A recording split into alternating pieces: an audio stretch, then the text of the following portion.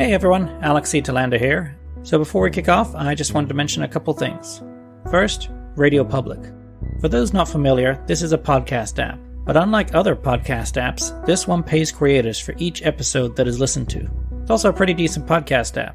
So if you're not using Radio Public, please consider it, because it's a very easy way to support podcasters. Second, PodCon 2 is happening in Seattle on January 19th through the 20th, and Team Ostium is going to do its best to be there. Specifically me and Georgia, the voice of Monica. We've actually got a GoFundMe campaign going on right now, and if you're interested in helping out or know someone who is, just head on over to gofundme.com and plug in Ostium and you'll find our campaign right away. There's also some pretty cool rewards too, depending on how much you contribute, including access to the whole of Season 3 right now. Okay, enough said. Oh, and I hope you enjoy the updated theme song.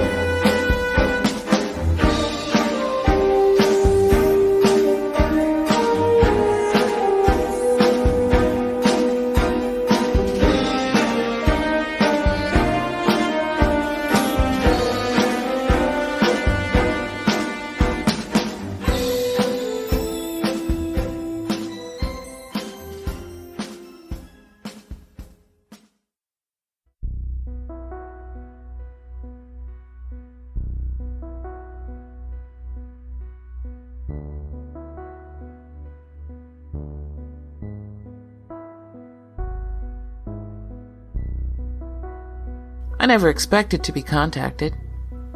But who would? It's like the Skull and Bones, Masons, Illuminati, or Knights Templar getting in touch with you. The fucking secret cabal of the Vatican getting a hold of you to offer you a fucking job. Not only did you dispute their existence, but now they want to goddamn hire you? The Ostium Network. It was the epitome of Special Agent Fox Mulder's I Want to Believe poster. If you're not familiar with the X-Files, well, fucking shame on you. It took up a significant chunk of my immersion research. I didn't want to have to watch every single episode. A few would have been fine. But it was a fucking good show. Hooked me in good. I know the last few seasons dragged like a motherfucker. The plot kinda went out the window, I know, but still. Just fun to watch some of that ancient entertainment. What do they call it? Television? Nah, I'm only kidding. But that poster with the flying saucer. Aliens. Half the world thinks they've had a visitation, close encounter, or even a fucking abduction experience. The other half thought they were all fucking nuts. But all of them, everyone, wanted to believe in the existence of extraterrestrials. The Ostium Network is a myth, a legend, a rumor, an occasional thought.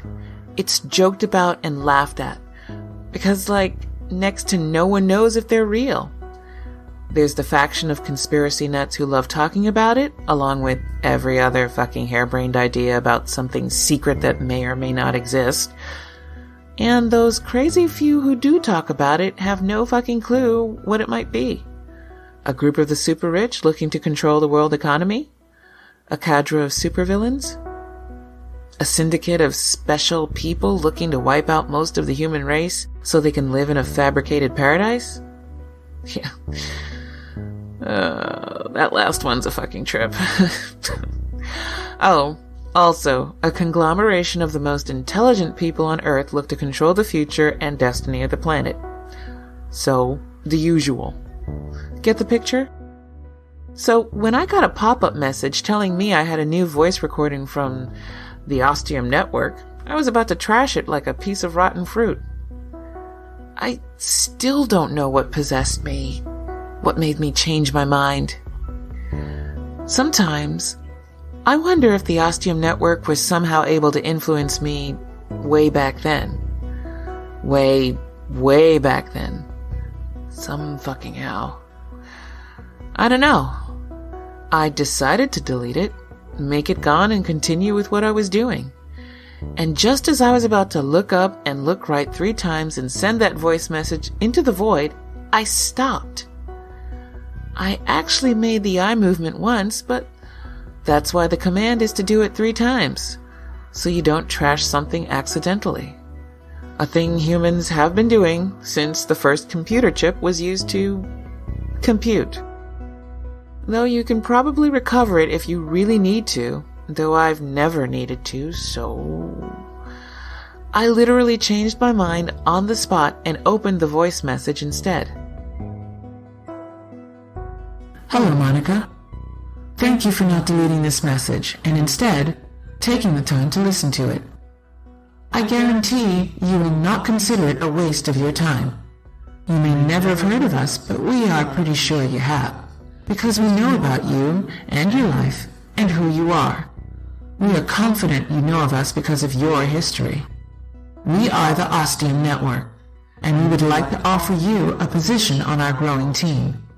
If you are interested, and we are almost certain you will be, you will meet with a woman named Qiao Zhang at the 5 Elephant Kreuzberg on October 16th at 15:05.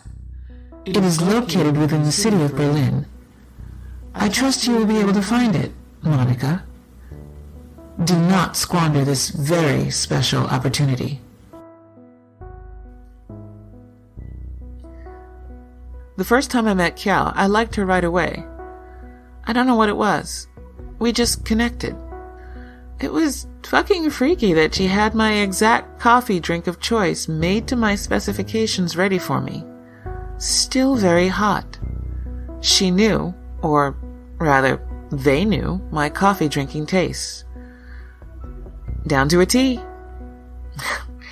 Sorry, that was a Jake joke.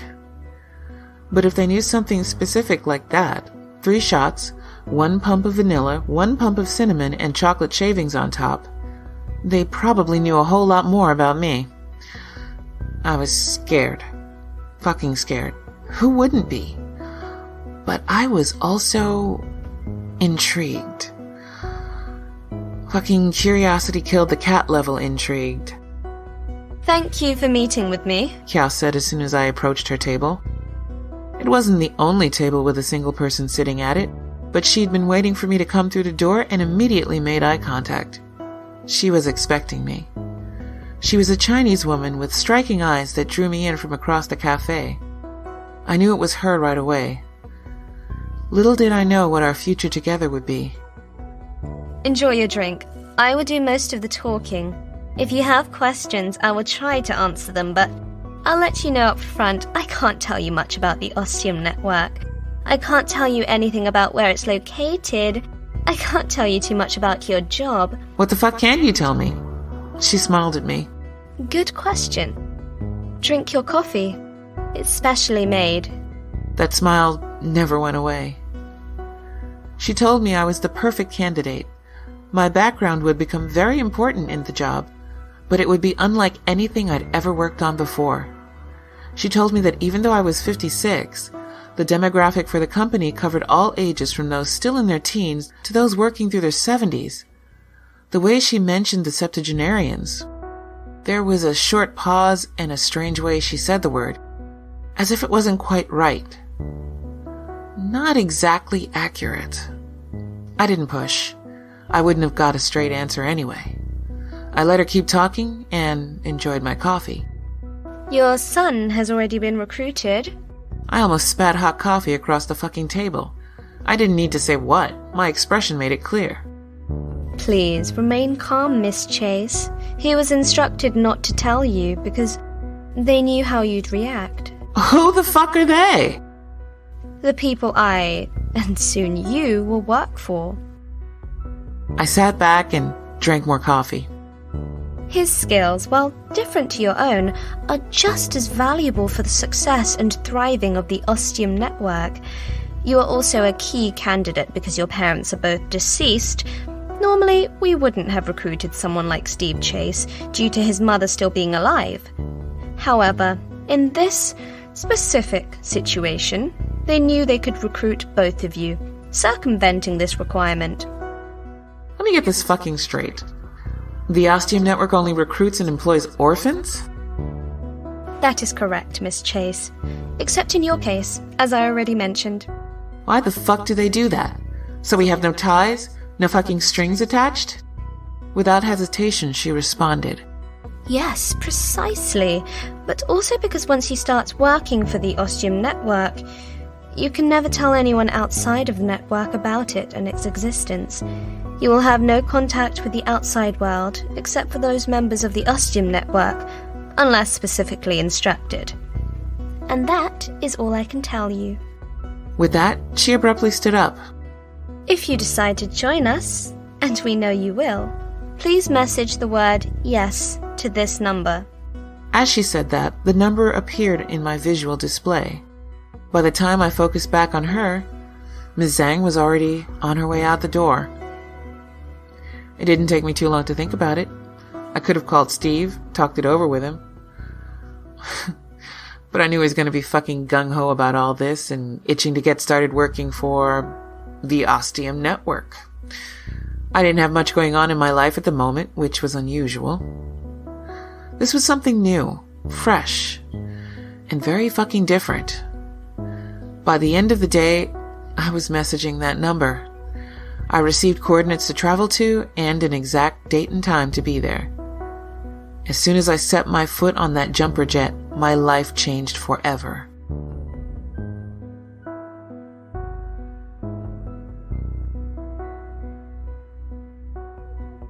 I was born into a good, supportive family. I know that sounds a little cliche, but I feel it's important. Lives are affected by their upbringing and how they began. I know. That's not very fucking clear. What I'm trying to say is when you have strong parents from the beginning, you have a lot more opportunity, a lot more possibility of making something of your life. Not that if you don't have it, you can't make something. Okay, let's break this shit down. Foundationally. We're a black family. My dad was a dentist. My mom was a lawyer. Yeah, we were pretty well off. We never had hard times growing up. Well, not that I can recall. My parents were always supportive, always there for me, through school, through high school, at like every level. I was an only kid, and they were always there for me. When you don't have this kind of support, it's a lot fucking harder to make it, to do what you truly want to do. Not impossible, just really fucking hard, and I owe it all to them. From a young age, I liked designing stuff and organizing stuff. You know, houses and buildings and shit. Yeah, architecture. But also how multiple buildings are laid out. So there's the best access to things like stores and banks and businesses, post offices. I know. Real boring shit. But you know what? Someone's got to think about it. Buildings keep getting built. Houses keep getting made. Towns become cities, which become metropolises, which become fucking megalopolises. This planet is filling up with people, and they all need somewhere to live. So it's someone's job to organize it. A lot of someone's. One of those someone's happens to be me. I don't know.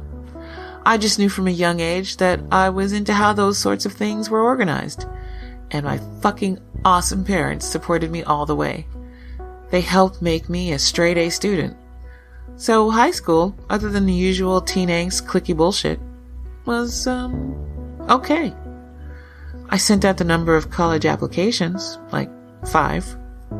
Again, parental support and money helped. I got accepted to 4 of them, but the last one took a while to hear back. Of course it was the one I had my heart set on, my dream school to go to. I had everything planned out. I was going to major in urban planning and architecture, and it was going to be awesome. And that's when I started to lose my shit day to day, wondering why the fuck they were taking so long to get back to me. I mean, I fucking lived in New York. So it wasn't like it was going to take longer for the letter, acceptance or rejection, to get to me. Plus, the post office, guarantees the mail only takes 3 days to arrive at its destination, right? That's been a constant for, 200 years? Almost 300? What little mail there still is. Well, my dream school, NYU. New York University. They were one of those respectable institutions, those last bastions that still sent out acceptance or rejection letters by mail. Go figure that this was the one I was waiting to hear back from the most. Then I finally fucking heard from them. And I was accepted. Squee! Joy, my dream come true. My parents were both killed the day before. They were flying back from a combined work trip / mini vacation. Mom did some work in Toronto. They spent a long weekend up there. The jet went down in Long Island Sound. Everyone on board was killed. I remember reading once, probably not too long after this fucking shitty tragedy, about a pilot who was able to land a plane in the fucking Hudson. Saved everyone on board. Yeah. I wish that fucking pilot was flying my parents' plane. Even though it was more than 50 years in the future. But, yeah. It was tough. Really fucking tough. My life was ripped to pieces. But I still went to NYU. A semester later. They understood and were fine with it. I got more education after. Then some practical experience. Then I set out on my own. I wanted to get away from the place I lived, the place I grew up. It was too many memories. They all still felt so fresh. So I spent 5 years going around the world, designing, building, developing, planning, a little bit of everything, everywhere. Both my parents had big life insurance policies. Not because they thought they were going to die anytime soon, but because they were smart people who always wanted to be prepared for anything.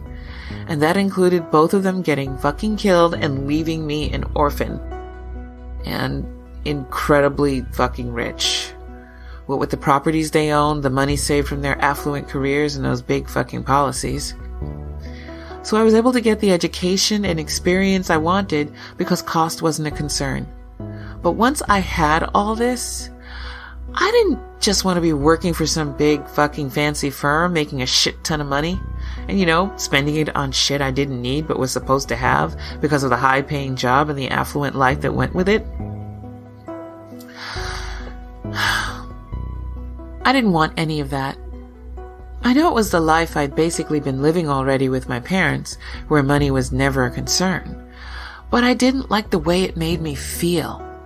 Like I was above other people who had less money. Don't get me wrong. We gave a ton to charity and did a lot of good things for those who needed it. Volunteer work. But I didn't feel a part of the real world, a real contributor. It wasn't until later, when I was older, that I actually understood this feeling. I needed to get away from everything, put some space between me and all this history. So I went all around the world. Building and making stuff, helping others. Sometimes I was well paid for it. Other times I wasn't paid anything. I insisted on it. The experiences I had working with these people, getting to live in their lives for a bit was worth more than any amount of money I could have gotten. It made me feel like I belonged, which I guess I hadn't really felt before. Not since my parents died. And then everything changed.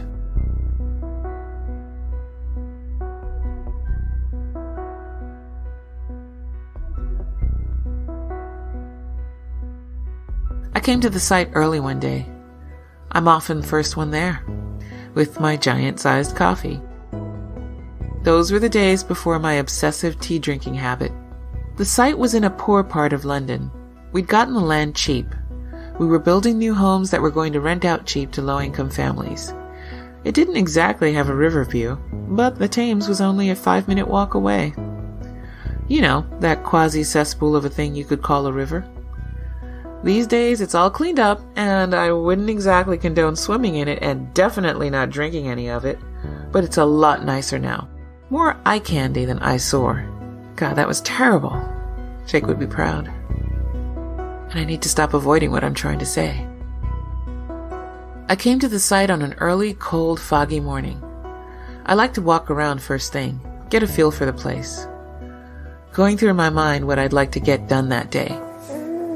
And then I heard a sound. It's a very specific sound, a very recognizable sound.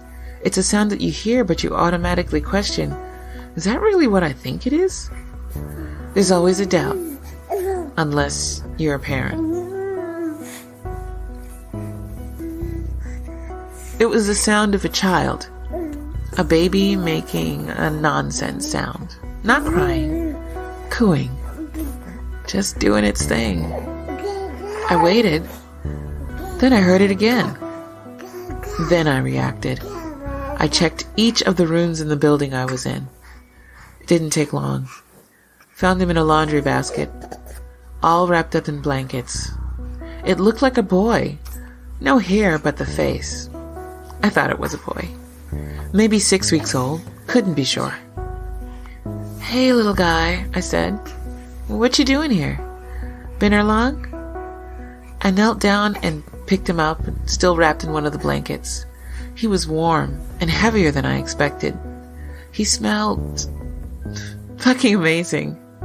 Of freshness and newness and vitality and sheer living. I pulled him to my chest, and he reached out a little hand and rested it on my boob. "I don't think you're going to get anything from there, little buddy," I said. My vision was blurring. I blinked away the tears so I could study his incredible, beautiful face. It was love at first sight. It's a cliche, but it's also the fucking truth. Eventually, other people arrived and wondered what the hell I was doing with a baby. And then we all started talking about options. These were people I'd spent the last 2 months with almost every day. They'd practically become family. I felt very open and comfortable talking with them. Pretty sure the feeling was mutual. So I felt confident enough to broach the question, what if I kept the baby? There was expected surprise at first. 2 people telling me I couldn't do that I had to turn him over to Child Protection Services, that he had real parents who might realize they'd made a terrible mistake, that it was illegal to do that. I don't really know where it came from. The thought and possibility just popped into my head. I saw a future unraveling before me like a narrow, straight carpet. A red carpet that would take him and me into a future together. I saw that it could be. I knew what I could provide for him, how I could help him. His biological parents were probably poor. People who didn't feel able and or ready to look after and raise a child. I guess. That's why they'd abandon him, no? I tried to get these points across. While doing so, I thought about why he'd been left here of all places. Why not a hospital or a school? Something more logical. I didn't mention this, didn't want to let them know I was starting to think that maybe there was the infinitesimal possibility this child had been left for me. Which is just fucking crazy, right? We talked for hours, rationally, quietly. The baby stayed in my arms the whole time, never cried, napped off and on, but remained comforted and content the whole time. By the end, I didn't think I could ever give him up, no matter what we decided or what happened. They would have had to pry him from my arms. But I'd convinced them by then, to a degree. Even the 2 naysayers. Sort of. I'd give it time. A week. Then another week. Post a notice. Spread the word. If no mother or parent came looking, then I would decide what to do. The days passed. Then a week. I learned the basics of parenting. I learned what it was like not to sleep. I learned what it truly meant to put everything, including your own life, on the line for another living soul. It's an ideal that's bandied around in love songs, in movies, giving your life for another. never really understood it until now. With this little guy, it was no question. Then the end of the fortnight arrived, and no one had come to claim him. The development project was almost done. They didn't really need me anymore. I knew my time was up, and that it was just beginning with this little man. I named him Steve on the first day I called him mine. I don't know where the name came from. I just liked it. Liked the sound of it. I didn't check with my close friends. I just left. Got the hypertunnel to France and started traveling through Europe with a baby in tow. It was a very different life, and I wouldn't have changed 1 second of it, not for anything in the world. When Steve's 5th birthday started cresting over the horizon, I knew it was time to change things up, to settle down. He needed to start school, experience what it was like to live in a more permanent town, and get a regular education. I came back to America, but I wanted something new, so settled in Portland, Oregon, made a life there. And Steve grew up to be a wonderful boy, a surprisingly loving teenager, and an adult I could be proud of. He went to Stanford, got a kick-ass business degree, but not to make buckets of money for himself. No, he wanted to help those in need however he could. When he told me this before he started applying to different places, I couldn't hold back the tears.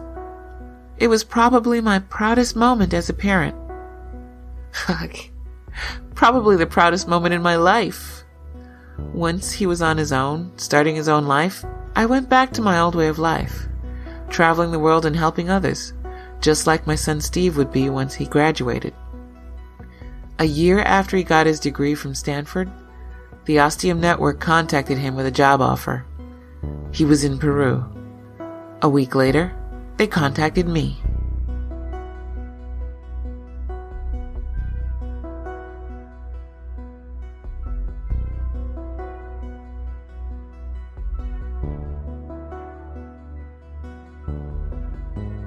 Even though we traveled to the specified coordinates separately, my son and I arrived at the Malaga Air and Spaceport 30 minutes apart.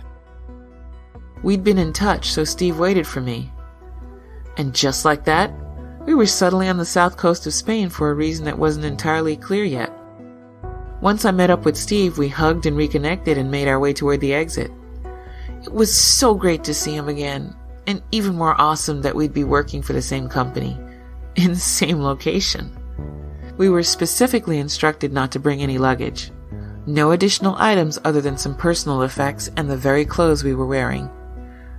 Since my trip took less than half an hour, this was totally fine. If the Ostium Network wanted to make a clean breast of things, a tabula rasa as Jake would no doubt say, I was okay with that. Start new and fresh, into the next chapter of our lives. Outside, we met a man dressed in a very sharp suit, waiting for us. Welcome, Monica. Steve, thank you so much for coming. He shook our hands and actually sounded earnest, and I was getting pretty fucking excited about all this. He guided us to the self-driving vehicle, a very nice-looking Rolls-Royce. Like the man's suit, it was expensive. We climbed in and got comfortable. The man, who said his name was Wayne, offered us drinks. I took a Crown and Coke and sat back, enjoying the ride. Sadly, it was a short one. 10 minutes later, we were on the shore of the blue Mediterranean. We followed the man down a big pier of luxury yachts. He led us to one of the largest. It was also a hydrofoil. Some fancy shit. More drinks, and this time a gourmet meal, which tasted like it had just been cooked by one of the world's best chefs with the world's best cooking equipment. I'm pretty fucking sure it was one of the best meals I'd ever had, and from the look on Steve's face, he was thinking the same thing. Wayne chit-chatted with us, but gave few details about the Ostium Network or where we were going. But I'd paid attention. Our options were either east towards places like Italy and Greece, or west towards the Atlantic Ocean. I started to wonder where the hell we were truly going. There wasn't a hell of a lot out in the Atlantic, unless you wanted to travel far.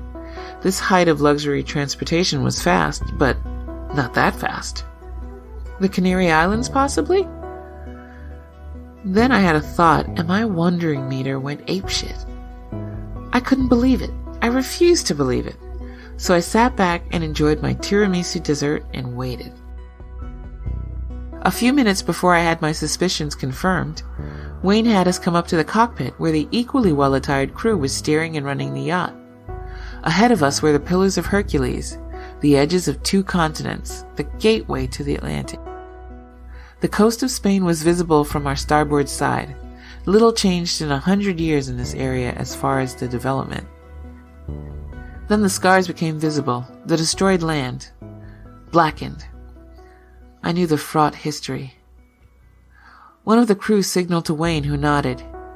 He walked up to a console, leaned in and received an optical scan, then a handprint. Finally, his finger was pricked for a blood sample. His DNA confirmed. He was granted access and input a very long and seemingly random code. The fog came from literally nowhere. It had all been clear.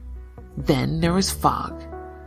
The yacht shot through the fog, confident in its course, confident it wasn't going to collide with anything. The fog cleared, and there before us was the Rock of Gibraltar, a place that had been obliterated and razed to the ground, much like ancient Carthage, 30 years ago. We had reached the Ostium Network.